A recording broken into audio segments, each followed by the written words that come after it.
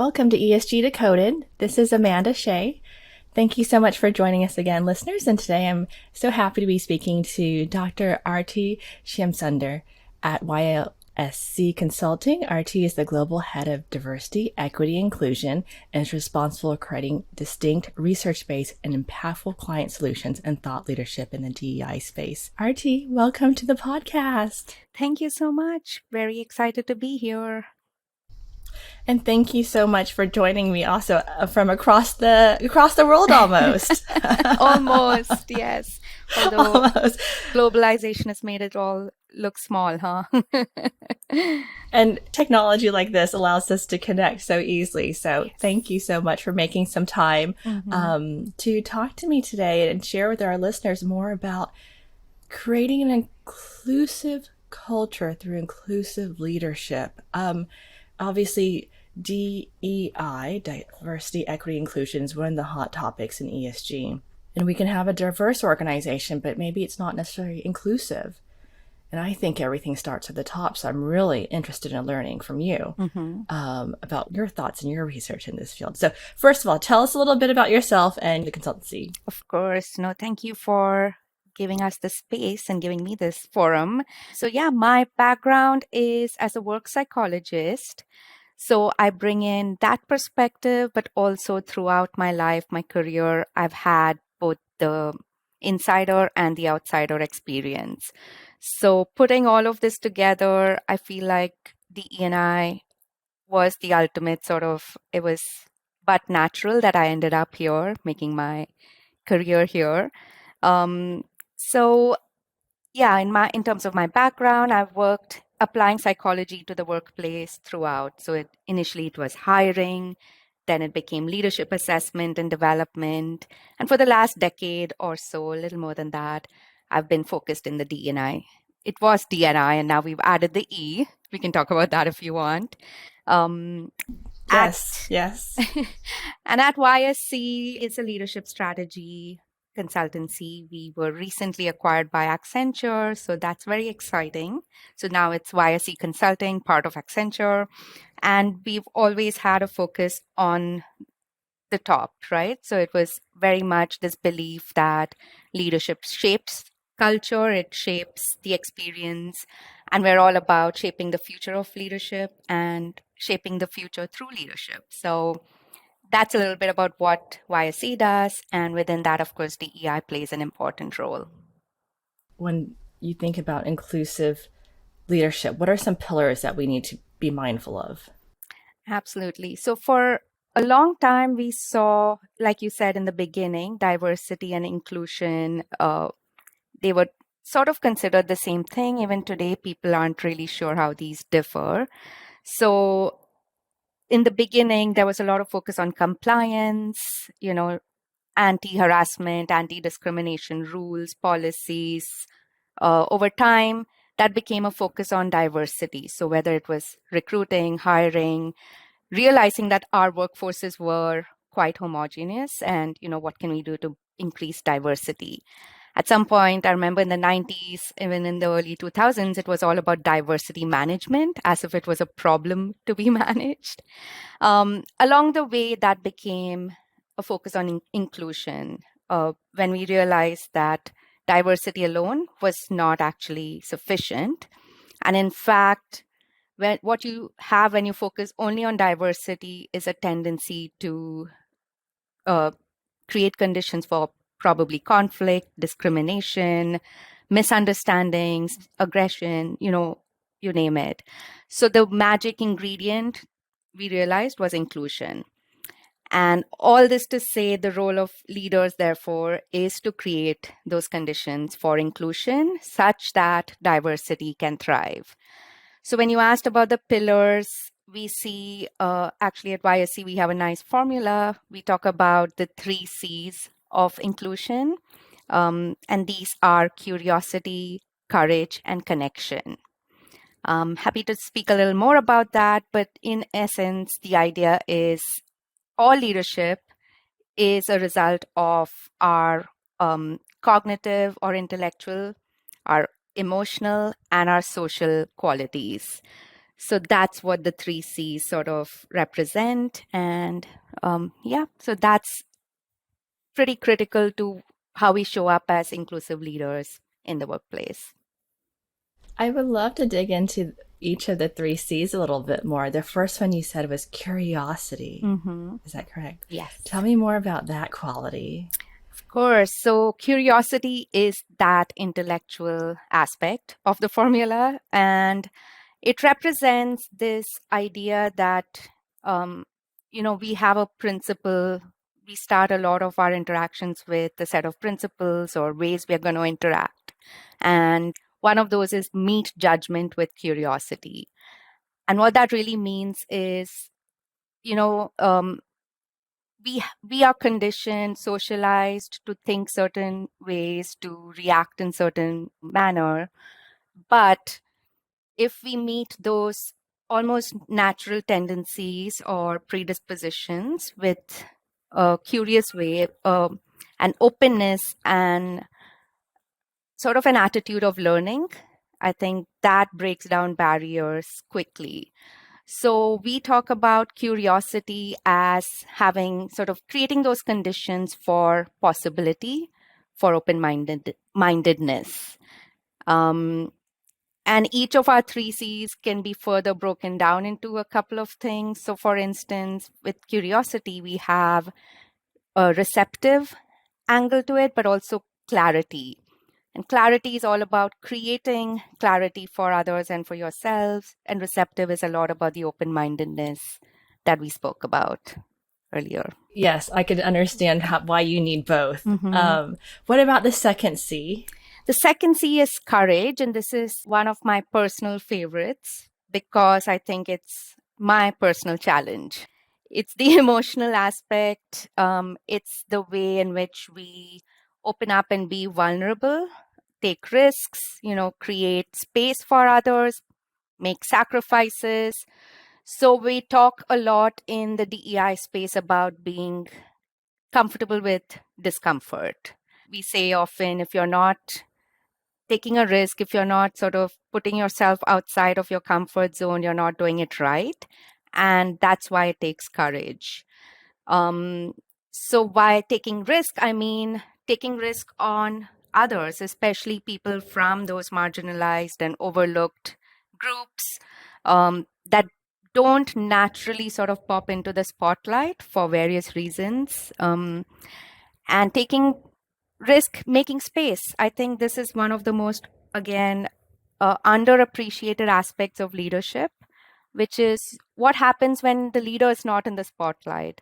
What has happened to, behind the scenes for a leader to have stepped back, maybe given someone a chance, maybe, like I said, made a sacrifice so that someone else deservedly gets an opportunity that they might not have otherwise gotten. So yeah, courage to me, I think comes harder for a lot of leaders because they just aren't incentivized or socialized to show up in vulnerable and open ways. I could see that. It's as you mentioned, it's uncomfortable to Mm-hmm. take and learning to be okay with that Mm-hmm. uncomfortable or yeah, Mm-hmm. and take those risks. And that's, I think, not natural for a lot of people. Not natural, not easy, and I think genuinely not incentivized. Because which leader is going to say, I'm going to give it time, I'm going to take a risk, it's okay if it backfires, I really believe in this person, let them take the 6 months it takes for them to be ready for this role. Or my favorite example of late has been leaders who are men who give up a speaking engagement if they find that they're on a manel. So a manel, if your audience isn't aware, is a men only panel, which became all too common during the pandemic, especially. And so, yeah, a lot of my favorite examples are things like that when they say, I've had the spotlight long enough, it's time for someone else. And I have the power and privilege and the position to make that difference. So they take the courage and make that happen. And then tell me about the third C. Of course. So, connection, again, when we think of inclusive leadership and DEI in general, the first thing we think of is interpersonal relationships. And connection speaks directly to that. It's not just about bonding, which is about, finding similarities, and it's easy to do that. You and I have something in common, we're going to get along just fine. That's easy, and that's human sort of tendency. The harder thing is bridging across differences. So when you don't have that much in common, at least at first glance, there is a tendency to then avoid that sort of a connection or that relationship, and then focus on something that's more comfortable, that's more easy. But true inclusive leadership demands that you both bond and bridge. So you bond with similarity, but you bridge across differences. So connection is a lot about that. And we talked about the two aspects within each. It requires us to get a little more aware of our own ways in which we relate. So looking into our own biases, perhaps our own tendencies. We all have preferences around who we want around us. And connection gets at, asking ourselves those hard questions about why we go to a certain favorite group for answers each time, for instance, and overcoming that to reach out and sort of relate to others in more intentional ways. When you talk about bonding, I understand. And when it comes to bridging differences, is that trying to find a bond, trying to find a common ground, or is that something different? I love that question. I mean, it can start as that, but I think what it is at the heart of it is valuing the difference. It's not just looking for something in common. And of course, we're always going to find something in common if we look hard enough. That's the beauty of humanity. And having lived in different cultures and had friends from different cultures, I can vouch for a fact that we do have more in common than different. But this piece is about not discounting the differences and instead celebrating them. So, another way of saying this is, for a long time we thought most inclusive approach is to say, I don't see difference. I don't see color. I don't see race. I don't see gender. I just see humanity. But we've realized over time that that sort of approach, which a lot of folks would call color blindness, that sort of approach is not truly inclusive. It's more sort of evasive, actually. And so what we're talking about here is to see color and see race and see gender, but sort of value and celebrate those differences and recognize that we all bring different, unique strengths to the table. So that's what it's about. In the beginning, you hinted a little bit about diversity and inclusion and adding equity into it. When is it D&I and when is it DE and I? When is it appropriate to be DE and I guess? A lot of times when we discover something, we wonder why we hadn't thought of it before. And adding the E to me has been sort of that.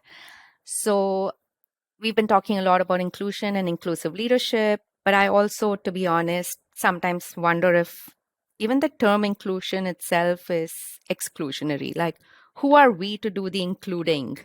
What puts us in that position of power to say, I will include someone else? And so equity sort of addresses those more profound philosophical differences almost. So equity is around recognizing that historical and continuing differences exist, differences in access, differences in power, and all of this manifests in outcomes, right? So given differential access to, say, education, to employment, to wealth, certain groups have been sort of lagging behind in outcomes like, again, leadership roles or educational qualifications. So if we only focus on the outcomes, we're not actually addressing what's come before. So equity gives us a lens and tools to address what's come before. For me, I think that's critical because history is prevalent, right? We can't discount that. what's in the system, what's in society is what's reflected in our organizations. However progressive we are, however inclusive we want to be, we still have to contend with the fact that our workforces, our customer bases come from society. And recognizing that society has not created a level playing field for everyone is critical, and equity gives us that sort of language to address it, and the recognition to also say this is urgent and this is important and this is why we need to probably acknowledge those differences and do something more intentionally to correct those for redressal, really. Thank you so much. I think my last question is just if someone is thinking about D&I or D&I, however they want to frame it at their company, whatever is appropriate for the time, but they're a little bit, they're not sure where to start. What do you recommend? What a great question. I recommend looking inward and looking into your immediate, circles. So everyone, no matter how, again, what their positionality is in society, no matter what power and privilege they hold, have at some point been an outsider. So everyone has felt exclusion. Everyone knows what that feels like. And if we can tap into that empathy, I think that's a starting point. And then looking around us, we ask 3 questions when we define DE&I. The simplest way I think it comes across is diversity is around who is present, inclusion is around who is participating, and equity is around who has power. So if we look around us and say who's here, who's participating or who's not, who's missing from this discussion, and who has power, who's making the decisions, who's calling the shots, I think we'll start to recognize the need for the E&I in our daily life. So I would say start within and start observing. Thank you, Aarti. This has been wonderful. I'm so glad that you're able to be on our podcast. Oh, my pleasure. Thank you for having me on and giving me a chance to share my thoughts.